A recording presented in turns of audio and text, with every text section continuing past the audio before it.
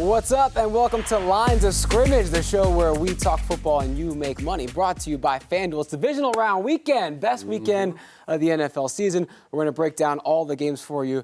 Here's the crew. We got our multimedia superstar, former wide receiver, 4 different NFL clubs, Dale Moss. We got our 2-time Super Bowl champ, linebacker Jonathan Casillas.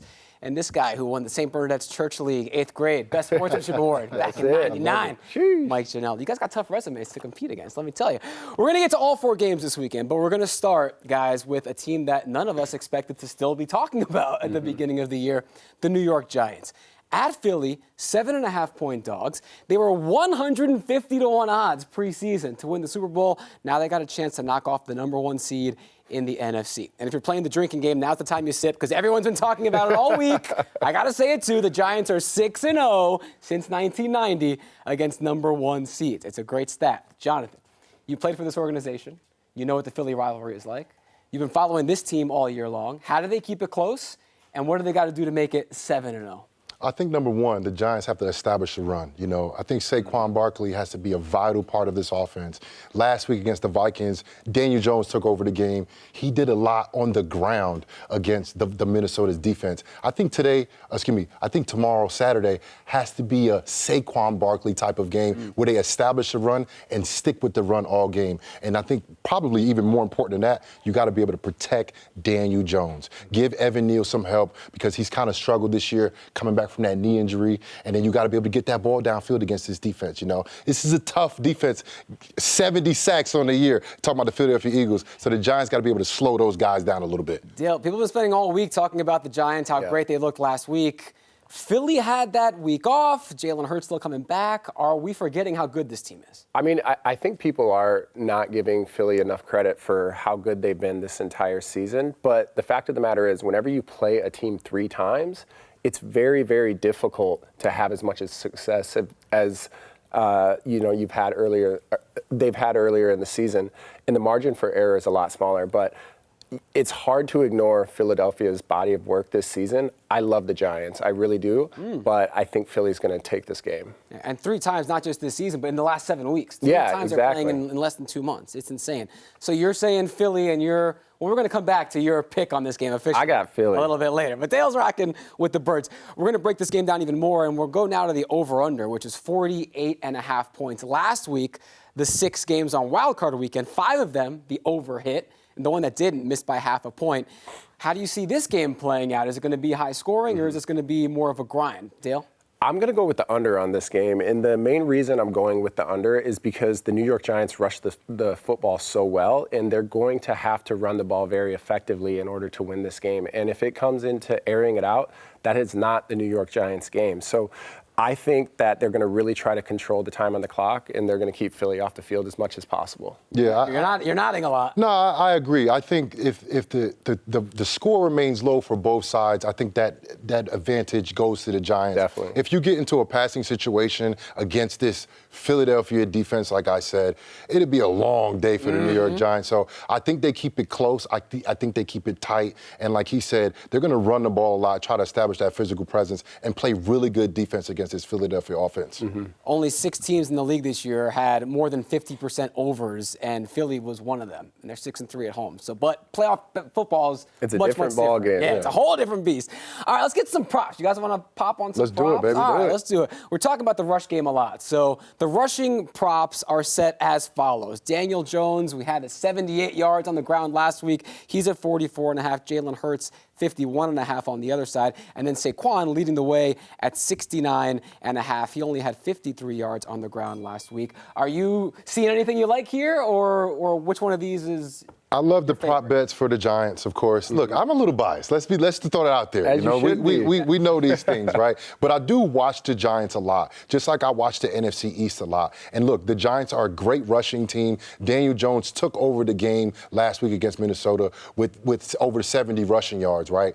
this has to be a Saquon game. Saquon's averaging 69 yards a game. I think that's an over. I think he's going to go more than that. I think Daniel Jones is going to be more than that. And then for the Hurts pick, we don't know how his shoulder's going to do. I don't think, even if his shoulder's fully healthy, I don't think it's smart or advantageous for the Philadelphia Eagles coaching staff to put him out there trying to run When the he football. runs, you get hit. Yeah, you exactly. Get hit, that arm, that shoulder.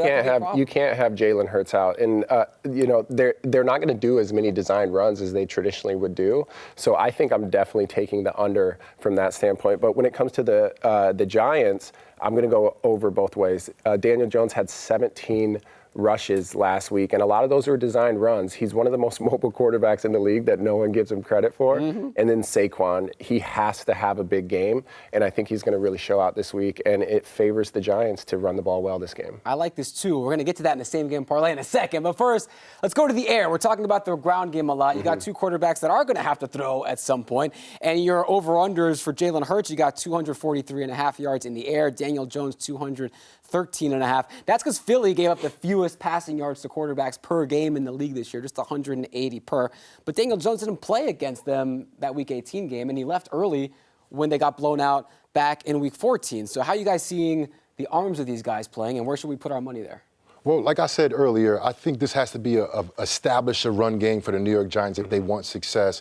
I don't think throwing the ball over 30 times is going to be good for them, you know? So I got to go over. Even though the number's not too high, I got to go under on Daniel Jones. Even though the number's not too high, I got to go under because I believe they're going to rush the ball a lot more. I think Saquon's going to have probably over 20 carries this game. And if it hurts, like I said about his shoulder, don't really know how that's going to go with his shoulder. And I don't think they're going to be dropping back 30 times against the New York Giants. We're used to 300-yard passing games. These numbers are low. Yeah, I mean, the numbers are low. Daniel Jones has gone over 300 in 2 of his last 3 games. I do not necessarily think he's going to hit that mark, but if the ground game is not working for the Giants for whatever reason or they get down, they're going to have to air the ball out. So with him, I feel like that over is a pretty safe bet. But on the Jalen Hurts side, I'm going to go with the under there. I don't know how his shoulder is. We've talked about this over and over again, and I think that's one that's safe to stay away from. Daniel Jones, if he does have a big game, he's been Danny Dogs his career. 17-5 against the spread as a road dog. He's going to be no bigger road dog than this weekend in Philly. Here's the same game parlay I teased before that I like. Bring the over-unders down a little bit. You get Saquon to get at least 60 rushing yards, Daniel Jones for at least 40, and Saquon to score at any time gives you a plus 307 payout. You can take out the touchdown and still get a plus 114. But I think we're all in agreement. Big I like that one a lot, when Mike. Jonathan I like nods it, and Mike. smiles, I like it. I know that I Yeah. got something good. Guys, we're going to break down the other 3 games. It's a huge weekend, so don't go anywhere. Lines of Scrimmage back right after this. We'll make a new bet around every 2 seconds. Not only on the game, but on the game of life. Betting that love is just a swipe away. Betting on picking up that curious hitchhiker carrying a bowling bag. And betting that he doesn't turn out to be a cornhole prodigy. Every moment in life is a bet. But life doesn't offer you up to $1,000 back in free bets if you don't win. So bet on America's #1 sportsbook, FanDuel. And make every moment more.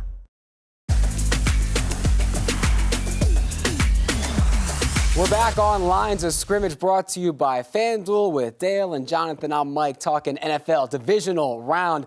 We already covered the Giants and Eagles in depth. Whoever wins that game takes on the winner of this game. It's Dallas at San Francisco. Giving me like 5th grade vibes back in 94, 95. Right, Is the Cowboys on the road looking for their first NFC title game appearance since 1995, and they're the underdogs, 3.5 points. Brock Purdy looking to go to 8-0.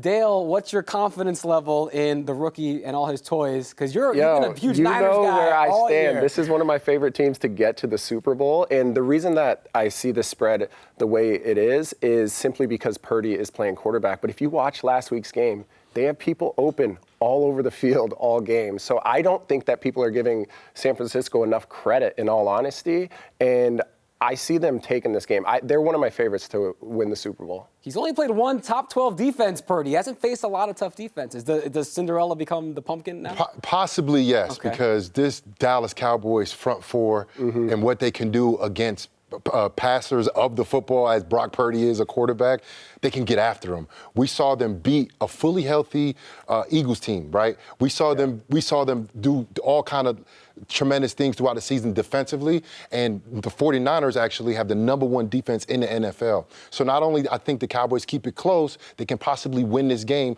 I think Brock Purdy's due for a rookie game. And then I got to hammer the under as well because the San Fran has that #1 defense this year. Yeah, no, it should be two good defenses here, and it'll be fun to see. This is the Brock Purdy's first big test. This is a hard game to call. It is. Yeah, it is. Maybe stay away from this one if it's a trap for you. This game might be the game of the weekend. It's Cincinnati at Buffalo. 5.5 points seems like a lot for the Bengals to be getting. They've won 9 straight. They're the defending AFC champs. Dale, I think this should be like a field goal game. How do you see this one? I mean, I do think that this game is going to be a tight game, but I'll just go with the body work, but I'll also go with just the overall better team. I believe that is Buffalo, but the whole key to this game is going to be on Josh Allen and taking care of the ball in the red zone. I don't know what's gone on at the end of the season, but he's really struggled, had a lot of interceptions and turnovers there. If he can eliminate that, I got Buffalo in this one.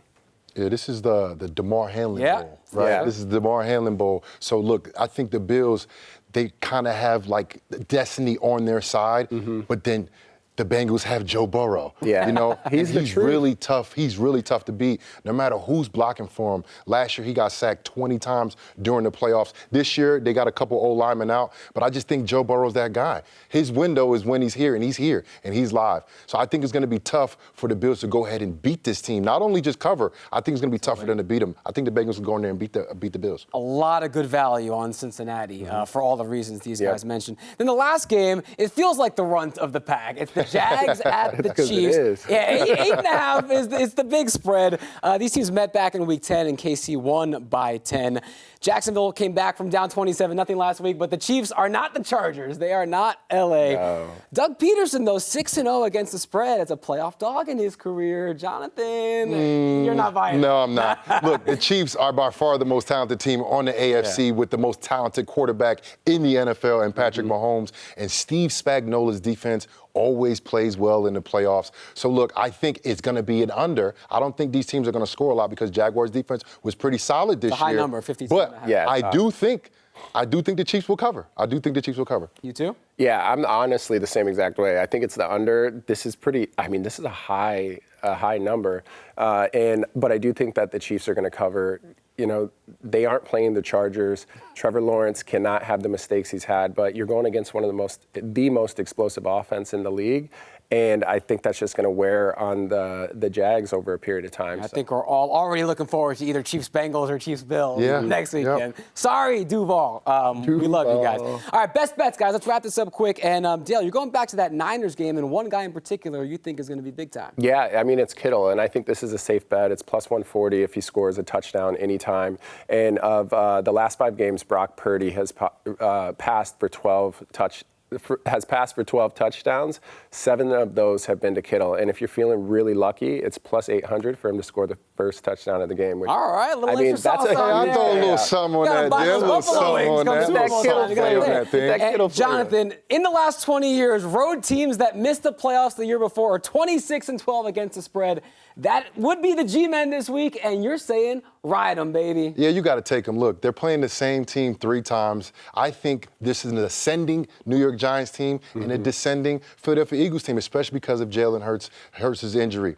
All right, Jonathan, going with Big Blue. We'll be back next week to see how we did. Happy betting to you guys, though. Thanks for watching FanDuel's Lines of Scrimmage.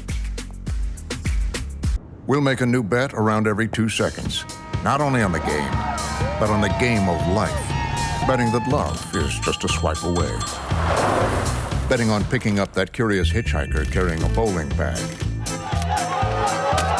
And betting that he doesn't turn out to be a cornhole prodigy. Every moment in life is a bet, but life doesn't offer you up to $1,000 back in free bets if you don't win. So bet on America's #1 sportsbook, FanDuel, and make every moment more.